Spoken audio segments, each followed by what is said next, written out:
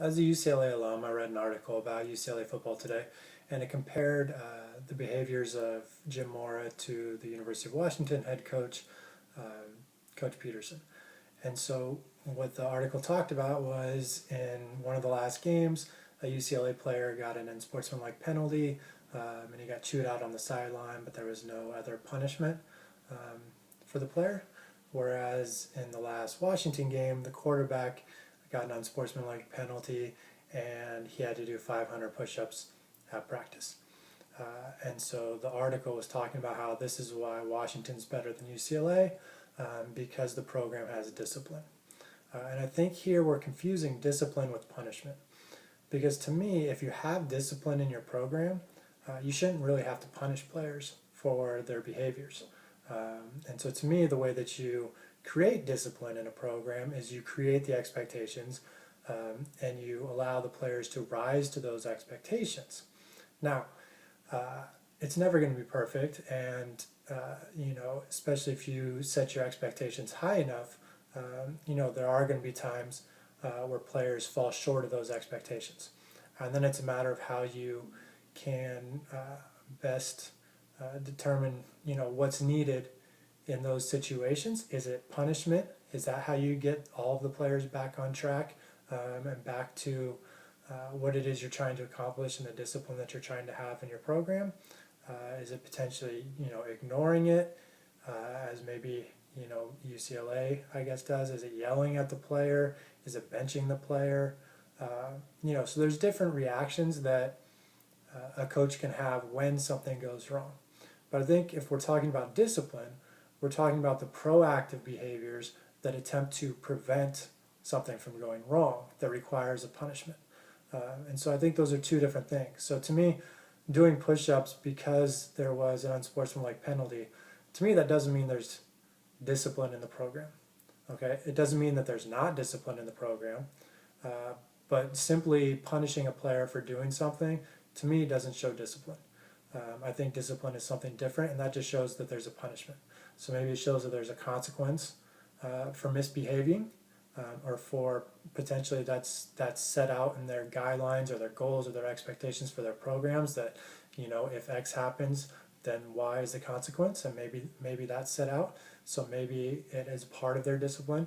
But to me, a disciplined program is one where there isn't a lot of punishment happening. So if that's something that on a week by week basis, players are having to do push-ups for their behavior during games, then I would say that's not a disciplined program. Because you're having to punish players every single week. And that to me would be an example of a lack of discipline. If you have to continually punish players week by week or practice by practice, there's a lack of discipline. And there could be a lot of reasons for that. And again, the higher you set your expectations, the more opportunities there might be for reasons for punishment or admonishment or yelling or motivating or whatever, however you want to associate that. But again, I don't think punishment in and of itself is a sign of discipline. And in a lot of cases, where I see, coaches or practices where there's a ton of punishment for behaviors, right or wrong, to me, it often is a signal that there is a lack of discipline, or at least there's a lack of expectation or clear expectation for the players of what they're trying to do, what the coach expects them to do.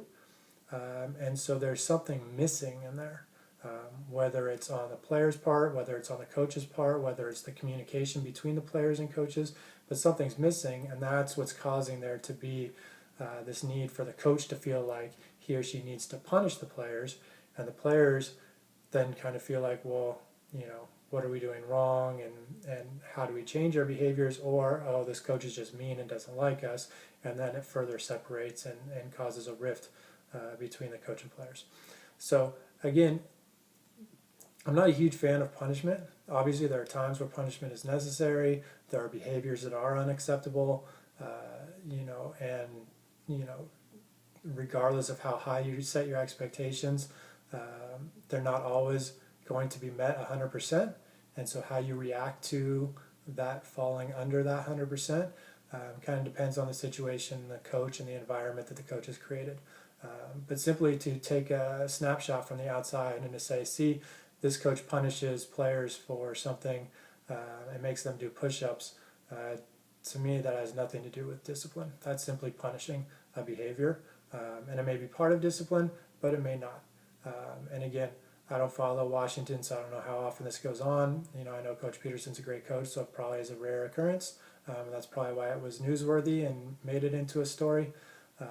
But if it was a situation where it happened frequently, again, rather than a sign of discipline, I would say it would be a sign of lack of discipline to require punishments on a daily or a weekly basis like that.